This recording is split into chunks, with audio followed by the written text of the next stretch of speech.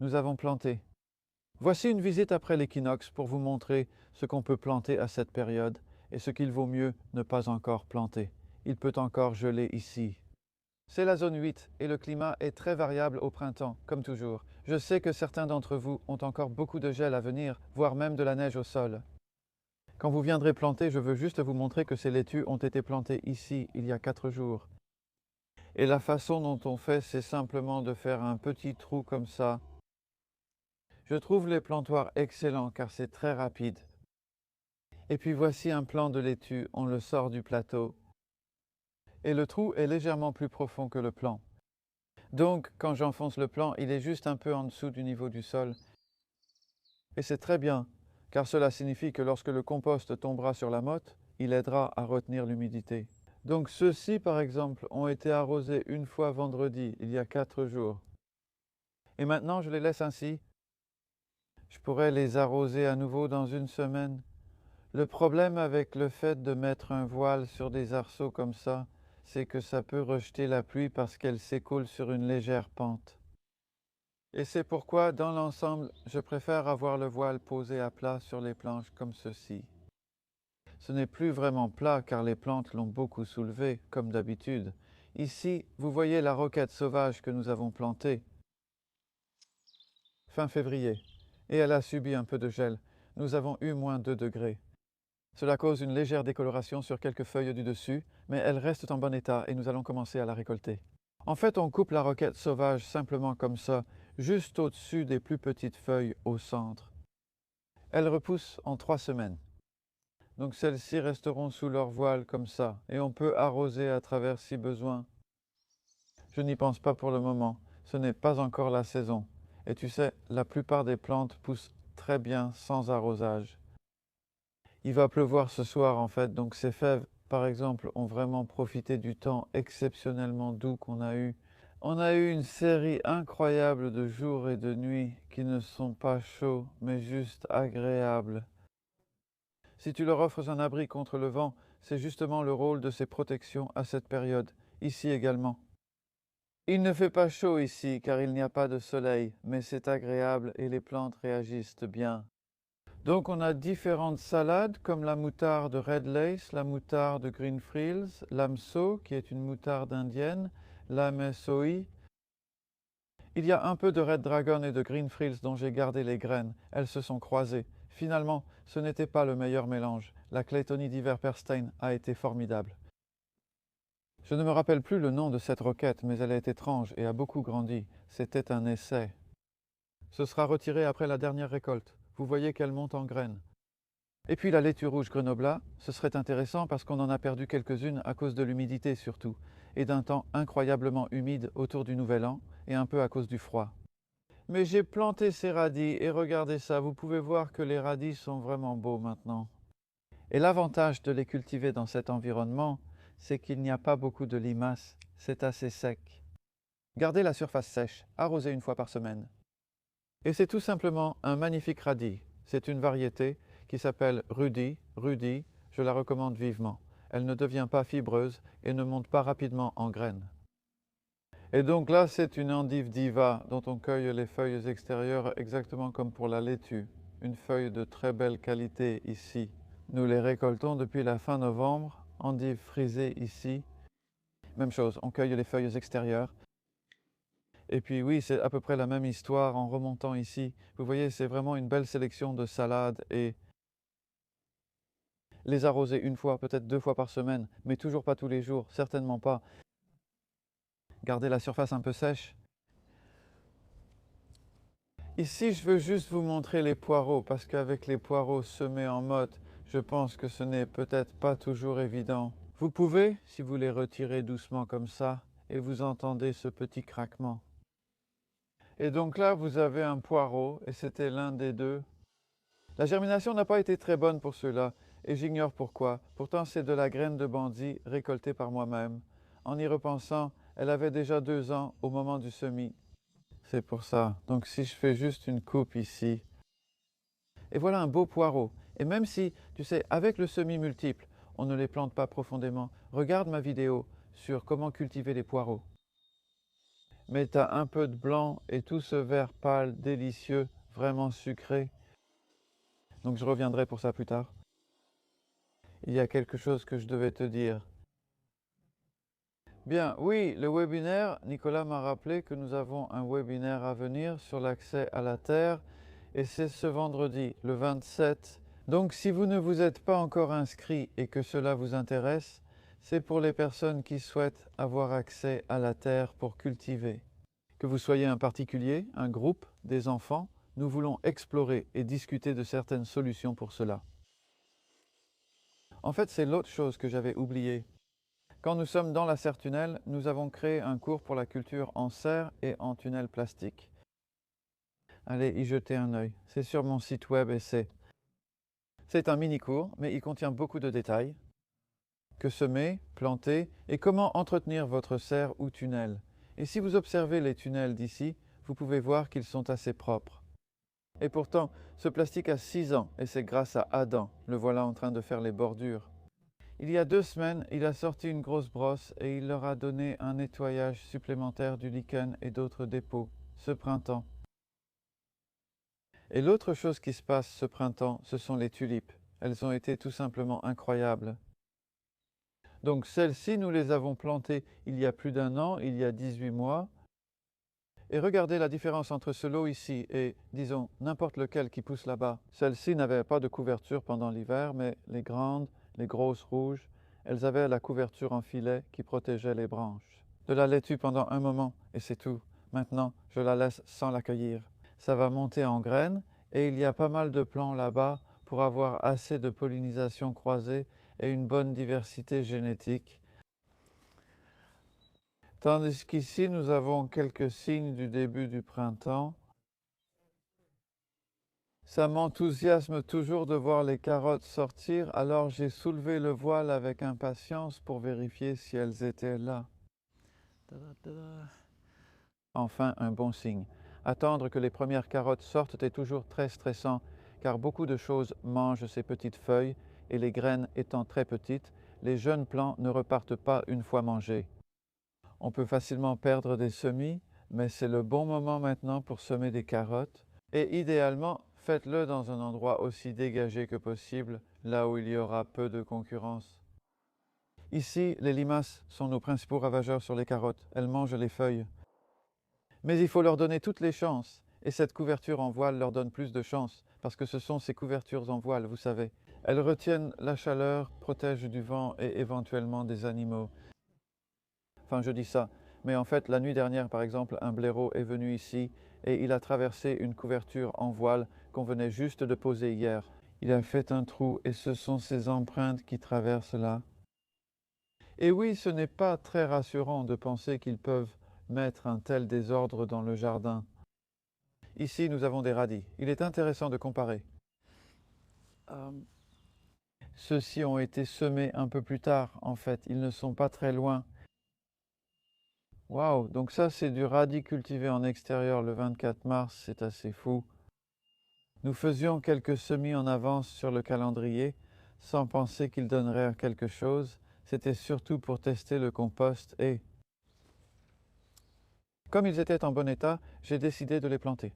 Il y a donc des pois précoces ici et quelques pousses de pois là-bas. De la coriandre qui a été plantée l'automne dernier. Ceux-ci ont été semés le 6 septembre.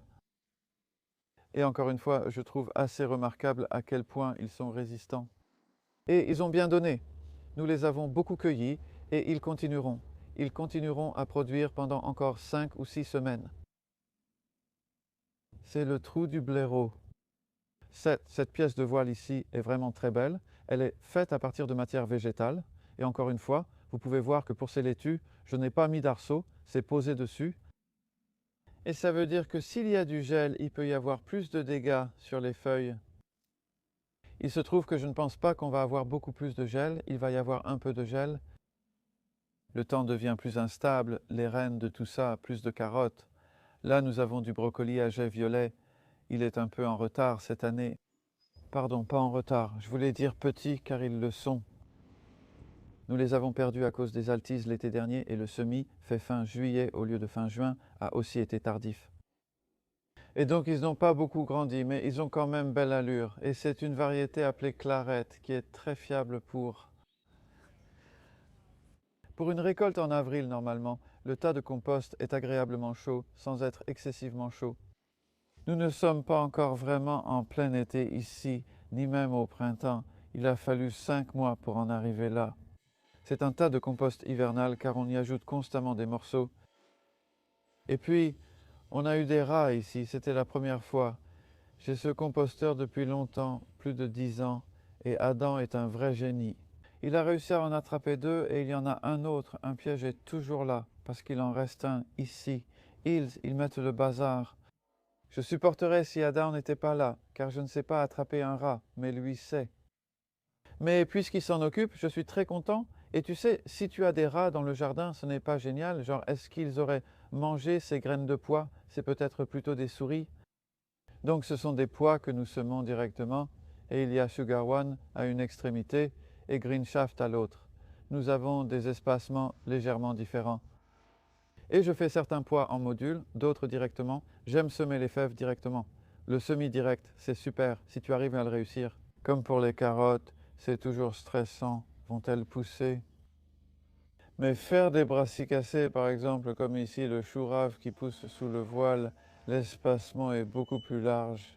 Donc si vous voulez cultiver des plantes espacées, vous savez, je dirais dans l'ensemble, les modules sont plus adaptés. Mais cela dit, ici nous avons des pois pour récolter les pousses. L'espacement est assez réduit. Vous pouvez semer directement ou utiliser les plants en modules déjà installés. Ils sont espacés comme la laitue parce que c'est un peu comme une salade que vous allez récolter là. Les pois dans l'autre plate-bande que je vous ai montré étaient pour les gousses, donc plus espacés. Donc l'espacement est vraiment un facteur important. Et en fait, si vous regardez cette plate-bande ici, il y a toute une gamme de légumes différents. Et c'est comme quels espacements choisir. Et en fait, ici aussi, il y a du chou de printemps, contrairement au chou d'automne. Je ne planterai jamais mon chou d'automne aussi près car il ne grossirait pas, mais le chou de printemps ne grossit jamais. Donc ça a très bien marché. Nous en avons déjà récolté beaucoup, d'où les espaces visibles. Nous avons laissé le reste pousser encore un peu et ils sont presque prêts à être récoltés. Vous avez un joli petit cœur comme ça. C'est une variété appelée Duncan, semée le 1er septembre, repiquée il y a exactement 6 mois. Alors qu'ici, tout cela a été planté au cours des 2 dernières semaines. Et donc, nous avons du chou rave, par exemple, et vous voyez, je les ai plantés assez proches, mais ils ont de l'espace de chaque côté.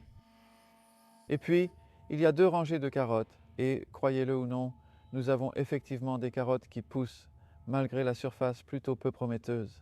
Et en fait, derrière moi se trouve la plate-bande bêchée, et là-bas, elle ne pousse pas aussi bien parce que le sol s'est un peu croûté là où il a séché. Alors qu'ici, la surface, avec quelques mauvaises herbes, reste agréable, assez souple et friable, grâce à la culture sans bêchage. Je veux dire, c'est juste du compost fait maison par-dessus, c'est pour ça qu'il y a pas mal de morceaux de bois. Là, on pourrait passer un petit coup de houe, en fait, juste pour attraper les mauvaises herbes comme ça. Quand elles sont toutes petites et que la surface est sèche, elles vont mourir rapidement. Donc on a des épinards, et je pense que ce sont surtout des cloportes qui s'attaquent aux épinards. Vous voyez ces petites marques de grignotage très près du sol, ça peut être des cloportes. Là, ce sont des oignons. Tout est très petit, ça ne ressemble à rien pour l'instant, mais je vois ce que je vois, ça va. Bien que, encore une fois, les pois ou sont mangés par le charançon du pois, ce sont ces petites morsures sur le bord de la feuille. C'est, oui, un peu pire que d'habitude. Mais elles vont, je suis confiant qu'elles iront quand même bien.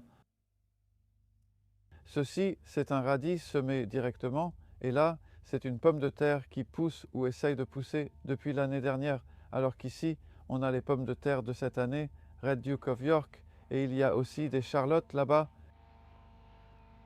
Et ici, nous avons 3 rangées de laitues. Il y a un peu de grignotage, mais je pense qu'elles vont encore s'en sortir. Je crois qu'il y a des cloportes. Il pourrait aussi y avoir un peu de limaces, mais c'est le moment critique. À ce stade, tout est vulnérable, vous savez. Et excusez-moi, nous avons le filtre, moi. Je me suis peut-être un peu emballé en les mettant trop tôt, et voilà ce qui peut arriver. Les limaces, pardon, les cloportes ont mangé autour des... betterave, vous voyez, il grignote juste les extrémités ou les bords des feuilles. Si on a un temps pas trop froid maintenant, celles-ci iront bien. Je vais remettre la protection. Elles en ont vraiment besoin si vous les plantez tôt. On pourrait finir dans la serre, loin du bruit aussi. Tu veux y aller en premier?